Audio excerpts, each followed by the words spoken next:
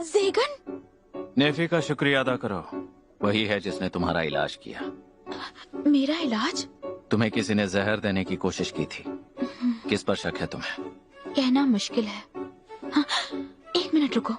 मुझे तो चिट्ठी के जरिए बुलावा आया था, पर उस पर भेजने वाले का नाम नहीं लिखा था। मैं जिससे मिली वो चर्च से था, जिसने समझौता करने वाले एक समूह का जिक्र किया था, जो शांति और एक साथ मिलकर रहने पर यकीन रखते हैं। चर्च का मकसद किसी तरह इन जादूगरों को खत्म करना है। हमें इस तरह कत्लेआम नहीं करना चाहिए। हम सभी लोग इस बात पर यकीन रखते हैं। इस तरह का कोई समूह भी है, मुझे तो पता ही नहीं था। उन्होंने मुझे अपना चेहरा नहीं दिखाया। उन्होंने कहा उनकी पहचान छिपी रहे, इसी में सबकी भलाई है। मुझे वो थोड़े जाने पहचाने तो जरूर लगे, लेकिन क्या तुम हमारा साथ देना चाहोगी? चर्च के खिलाफ जाने का मतलब है कि तुम्हें भी हिफाजत की जरूरत है। क्या ये सच में मेरी मदद करना चाहते हैं? कहीं ये लॉर्ड क्लेबवेल के लिए तो काम नहीं करते?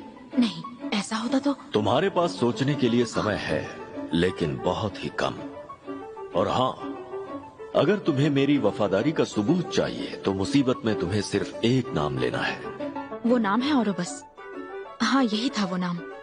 तो क्या ये आपका नाम है? तुम ऐसा कह भी सकती हो और नहीं भी। इसे हमारे लीडर का नाम समझ सकती हो। याद रहे, हालात चाहे जैसे भी हो, ये नाम हमेशा तुम्हारी हिफाजत करेगा। क्या इस बात पर यकीन किया जा सकता है, लॉर्ड रफेल के यहाँ होते हुए अगर मुझे अपनी जान की परवाह है तो मुझे इस बात पर यकीन कर लेना चाहिए। लेकिन अगर मैं जिंदा रही भी तो क्या, मैं और कर भी क्या सकती हूँ? मुझे एंजेलिक नाइट होने के अलावा कुछ आता भी तो नहीं है।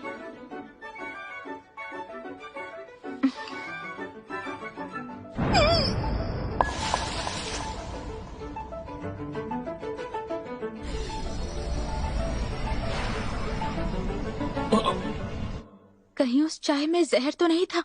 तुम्हें क्या लगता है तुम्हें जहर देने वाला कौन हो सकता है? कुछ कह नहीं सकती। सारा शक लॉर्ड रफेल पर ही जाता है, पर फिर अगर उसे तुम्हें मारना होता तो वो तुम्हारा सिर काट देता। हाँ, तुम उनके बारे में जानते हो?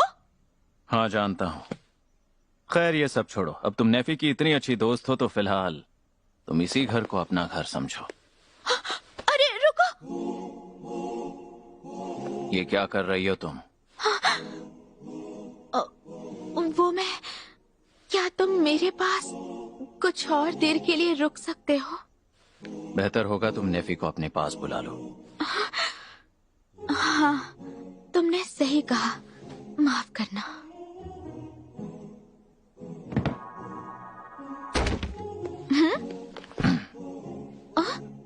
पर इतनी देर रात को हम नेफी को जगा नहीं सकते, इसलिए मैं यहीं बैठकर अपनी किताब पढ़ूंगा।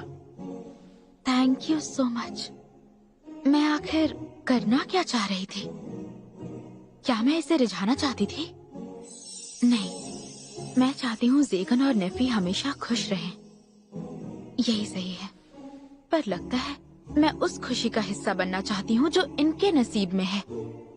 पर पता नहीं मैं उस खुशी का हिस्सा बन पाऊंगी भी या नहीं।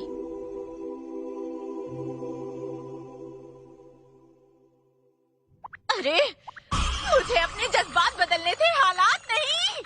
मिस चेस्टिल, आप सच में अच्छी लग रही हैं। तलवार के अलावा आज तक मैंने किसी और चीज को हाथ तक नहीं लगाया। मैंने तुम्हें यहाँ रहने की जगह दी है तो तुम्हें इसकी कीमत तो चुकानी ही पड़ेगी। यहाँ रहने के लिए तुम्हें वो सब करना पड़ेगा जो नेफी तुमसे करने के लिए कहेगी, समझी? समझ गई, पर ये बात तुम थोड़ा प्यार से भी कह सकते थे ना। तुमने तो मेरा मूड ही खराब कर दिया। कितनी क्यूट है।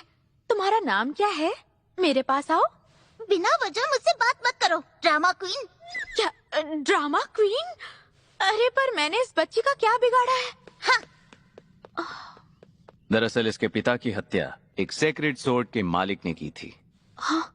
मैं जानता हूँ तुम इस हत्या की दोषी नहीं हो और ना ही तुम्हें उसे कोई सफाई देनी चाहिए। बस हो सके तो इस बात को समझो। तब तो यही बेहतर होगा कि मैं यहाँ से हमेशा हमेशा के लिए चली जाऊँ। नहीं, तुम्हें फर्क की फिक्र करने की कोई जरूरत नहीं। वो अभी नादान है पर बहुत स्वाभिमानी है। मुझे नहीं लगता उस बच्ची से तुम्हें कभी कोई परेशानी होगी।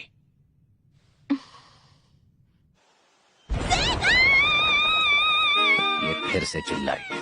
अब इस बार क्या हो गया?